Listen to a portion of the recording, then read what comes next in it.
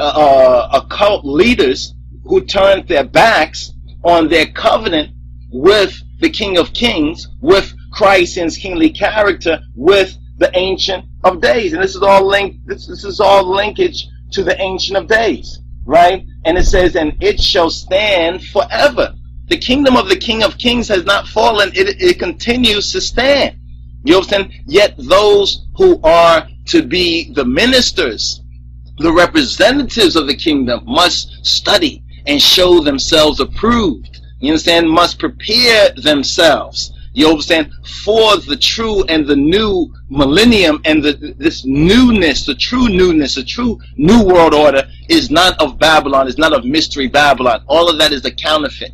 It's counterfeit, and we're going to touch on counterfeits. You understand? And how they seek to counterfeit the word. So when we say certain things, if we say new world order, the first thing you think of is the occult, is the Satanists and the Luciferians. You understand? This shows a successful job of deceiving all nations. You understand? But the true new world order, you understand, according to the word and according to the reality, the logos, the logical new world order is of the King of Kings and of his Christ. But they've sought to co-opt that and to counterfeit that and have deceived the whole world. So we have to go through more to explain. When we say new world order, we don't mean their new world order, we mean the new world order of God. And this seems like a strange and a foreign idea because of the deception, you understand, of all nations that has gone on. But the word and the evidence bears the witness. And it goes on and it says, for as much as thou sawest that the stone was cut out of the mountain, that this stone, now notice a mountain is a great thing. 12,000, you understand, 12,000 Israelites may seem like a big number, but then in Ethiopia, think about 12,000 Israelites, Israelite males, you understand, of the 12 different tribes in Ethiopia. Now they have to find faithful wives, you understand, and they have to be fruitful now and multiply. You understand? Still, it's a small kingdom. This is a small stone. This is why even George Bush Sr. said it's not just about one small country. It's not just about Ethiopia is what he's speaking about. You understand? Because the insiders of the Illuminati and the Satanists, they know this. You understand? They know that what we're saying and being witnessed is true. This is why they fight against it. This is why they try to suppress the truth, because they know it's true. You understand? But it says, for as much as thou sawest the stone. Now this stone represents, you understand, the kingdom that was established, the renewal of the kingdom of David that was established in Ethiopia. It says, for as much as thou sawest, according to the vision, according to the seers, citing of this, that the stone was cut out of the mountain without hands. And the mountain's a greater thing, a bigger thing. You understand? The mountain's the bigger thing. You understand? Speaking about the 12 tribes of Israel, the kingdom of Solomon, you understand, before it was divided, the united kingdom of Judah and Israel as one. This is that mountain. You understand? But the stone now that was cut out of the mountain represents the kingdom of the King of Kings. You understand? Represents Moa, Anbesa, Zem, Negeda, Yehuda, represents Negusa, Neges, Ethiopia. You understand? The King of Kings of Ethiopia represents that stone that was cut out of the mountain without hands. Without hands was it cut out of the mountain. You understand? And that it break in pieces the iron, speaking about the world empires before it. You understand? And even the ones attempting to come after it, and the brass, the clay, the silver, and the gold, speaking of all those world empires which are spoken of in parable, which are spoken of in symbols and according to the type. And it says, the great God hath made known to the king what shall come to pass hereafter.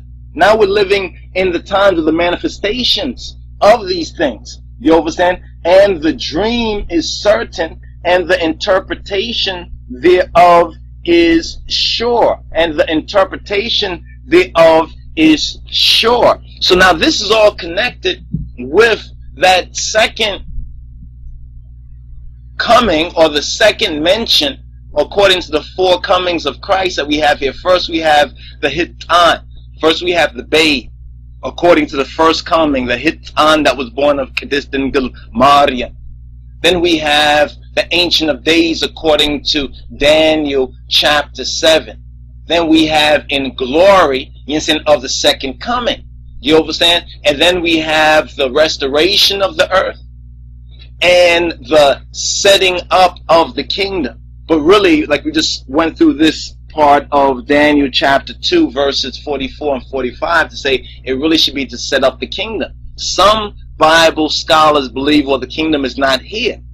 You understand that the kingdom is not here and the kingdom is still to come. The kingdom has already been set up according to the prophetic word of Daniel. The kingdom, the foundation stone of that kingdom has already been established. And it explains that that kingdom should not be left to other people. So it kind of tells you something's going to happen.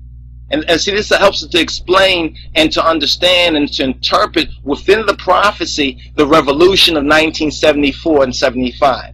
Because many Rastas and Rastafari and Ethiopians and Christians who saw elements of the prophecy being manifested lost heart, you know, when the revolution of 1974 and 75 came against the King of Kings. This is why during that same time space in the consciousness there was the thought, is God dead?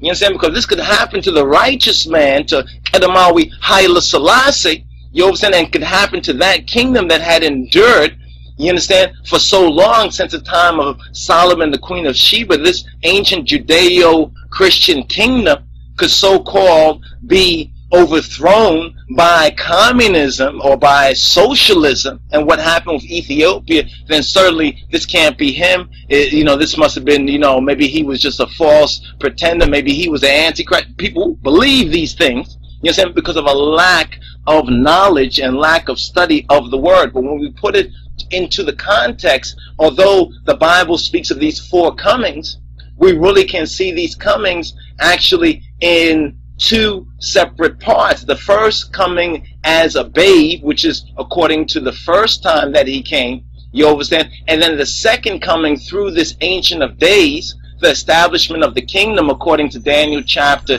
7 and Daniel chapter 2 respectively, which is also of the coming in this glory, the glory of the King of Kings, you understand, Christ in his kingly character, with the specific mission objective, you understand, to set up the kingdom that will not be destroyed, never be destroyed, and even if anything happened, it could not and would not be left to any of the people, you understand. And now we're moving to the judgment of the nations. We already saw a pre-advent, or rather a foreshadowing. We already seen a foreshadowing of how this judgment is to happen in the fullness, fulfillment of it. So what's interesting about this is like in the Matrix movie, where the whole idea of the Matrix being rebooted and the 1,000 years, when you think about the 1,000-year prophecy, you understand, and those who would enter into the kingdom and what's going on right now. Some say that there has to be a space of 1,000 years. Well, the word says that a day with the Lord is as 1,000 years. You understand? And if everyone, you understand, were to so-called die and the earth were to be desolate, how would we even know it? You understand? Would we even know it? So it's like there was some rebooting of this matrix, because remember the matrix, you understand, is this world system, you understand, which has been rewritten. The code of it has been rewritten by Satanism and Luciferianism. That's why Satan is the god of this world. He's given permissive will to do, you understand, his willfulness, but it's the great God who still has the full control of it, but has allowed permissively, you understand, not imperative. He has not commanded Satan to do that, but he has given him permission to do that, since man, you understand, fell from that God-man relation. You understand, that God-man relation from the time of the garden, you understand, and also has turned its back, you understand, on the good news, has not become obedient to the gospel. So it's very interesting when we look at what the Bible speaks on, you understand, in connection with the historical facts and the evidence that we have, because there's a lot of Bible prophecy, and ones who go out there saying that they're going to tell people what Bible prophecy means, and they are not including all the relative information. Many have not included Ethiopia at all. You understand? From ancient times or modern times, and how Ethiopia has also been a victim of that great dragon, of that mystery Babylon. You understand? It's clear in fascism, it's clear in the Mussolini attack, it's clear from